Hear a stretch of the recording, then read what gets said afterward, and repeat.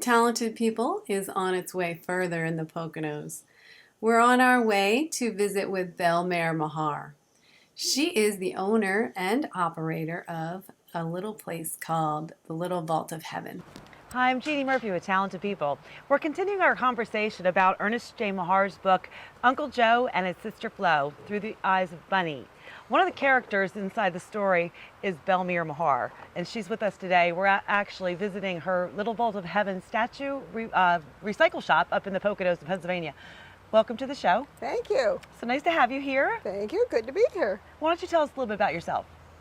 Well, I am a grandmother of 20 grandchildren, 8 girls and 12 boys. And I started doing this business about, let me think, almost 20 years ago now. It's been almost 20 years. Yeah. How many statues have you recycled? Oh, phew, I know it's way over 1,000. It's Way amazing. over Okay, so 1,000, let's yeah. just explain what recycling a Okay. statue means. Okay. Because I think it's fascinating. I know a lot of you out there might have a statue in your yard. Maybe your mom or dad had it and you remember it as a child. And then over years, it falls apart. And what do? Bel Mehr Mahar's Little Vault of Heaven in the Poconos is one of the only shops like yours that restores these beautiful statues. And like you said, you've done over 1,000 of them. Yes. So tell us, how did you get into this? Well, I was telling Colleen a little bit earlier, I was in New Orleans, and my husband and I were having a vacation there on, not Bourbon Street, but St. Anne Street, and we were I was walking by, and I saw the statue in the window that was a mess. And I said, and it was a woman's boutique shop, had all the feathers and all that, and what was this statue doing in there? And the woman said that they had about 8 statues that we ended up bringing home from there, but they told me it was St. Thomas Aquinas. He's the first doctor of the church, and it was a rare find, and I was so excited I brought it home, and now my son has it, Stephen, because he loves it. So that's So how I it's got interesting because you had not ever thought of going into the statue repair business, and you weren't an artist. No. You were a homemaker. Yep. With all of the kids. We Yes. remember that you were wallpapering and painting and everything throughout those years. So you kind of trained yourself on how to restore No, these. I think God, yeah, it's true, but I think God sets you up for something like this. I never knew why I had to fix all the things I had to fix in my whole married life. But I found out when I got here that that's exactly why I was being taught that way. And in this part of the room, come in here, Colleen. This is my work area where I do all the work. And that's the separate part in there. So these are all to be done. Now I've already started repairing them, and then I have to sand them and get them ready for painting, clean them. Cleaning and sanding and building. Like for instance, let's take this statue of Jesus, which was totally broken. This is a actual planter to put plants in, and it was several pieces, a mess. I put it together. You see how the glitter hides, you can't see what goes wrong. I will put fake flowers in here, but if somebody, like I am growing aloe for people that are sick now, and I'm going to put aloe plants in them. yeah. So that's what I'm going to do with these, is put aloe. So I'm repairing him. He didn't have a hand, so I'm building him a hand, and then that will finish it out here. I'll just repaint it. It will look good when I'm all done.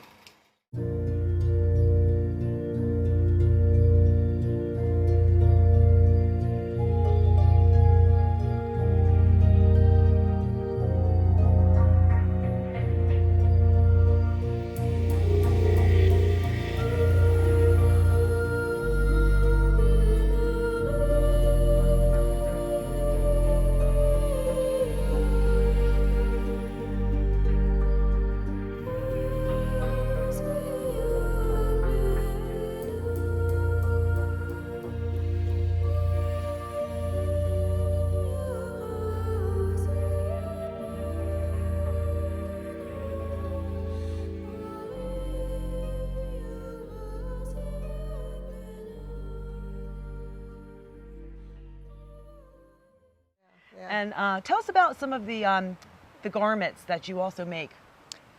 Well, the Infant of Prague, I'm a Carmelite, and our devotion is to the Infant of Prague, one of the many devotions we have. But it's a statue of the child Jesus when he was presented in the temple. And so I think it started years ago in Spain is where it started. And the queen there, she received a statue of the Infant of Prague, and they had it dressed up very pretty and frilly with all kinds of laces and gold and all that. People who love Jesus love to make them look really good. So I just started getting them, and then I would get the first costumes. I would just take what they had with the statue and redo it, like put pretty little gold flattering, glittering things right over the top of it and beads and whatnot.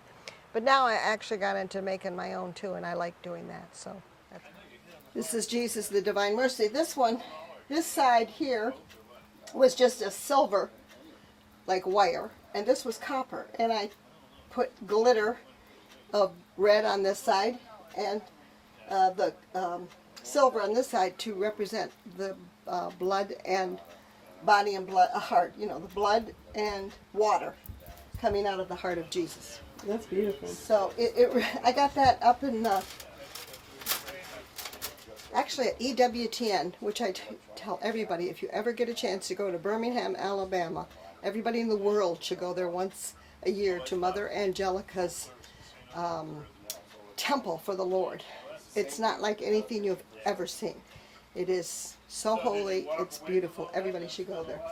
And so then anything that you see that has little signs, I'm saving it for mostly my grandchildren. That's how I'm doing it. One of the other things I think is so neat is that people will come to you and say, I want you to repair my statue.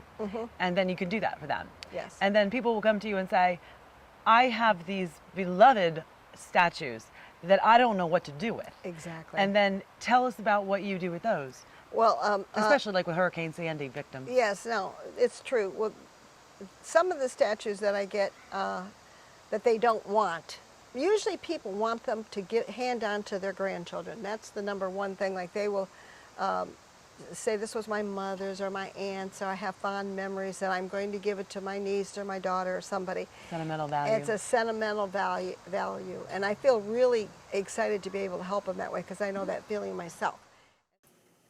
As she told us, Bel Mehr is a grandmother of 20 grandchildren. She gave us a little tour of all the things that she had put aside for them. I love to repair the statues and make them look beautiful. So my granddaughters picked these two, and my one grandson, he wanted this. He just got his first communion, Peter. And so I went ahead and gave it to him, and then my son JJ came home, who's going to be a priest, and he saw it, and I said, which one do you like as far as costumes? Because I said, I can make it look more like a priest with this costume, or, I can give you a plain. He goes, so he liked the one that I originally had for him, but it's okay. I said, not a problem. I can make another one. Wow. So I will make him one. And little Joey liked this statue of the Blessed Mother, which I kind of straightened it up because it had a lot of little cracks and broken pieces from it. And this is for my granddaughter Marie.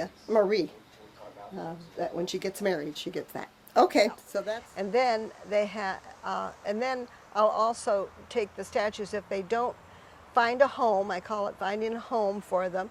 If they don't find a home, then I donate them to needy people in different aspects. I took a bunch of stuff down to the Sandy victims after they had the hurricane, and it worked out really well because a lot of stuff if I don't sell it in a certain period of time, I give it away to needy people. And that's what I'm going to do. I will fix them all up so they'll all look really good. I bet you it brings somebody like a Sandy victim some kind of a comfort. Yeah, because they lose their stuff in that flood, and that's it. So I was happy to do it. It was fun. I enjoy it very much. Whatever. Especially a lot of people will ask me, unwed mothers. They'll have, what's it called, the home from unwed mothers, and that people will come up and say, do you want to donate a statue for fundraising? And I will do that, So I try to do that type of a thing when I can.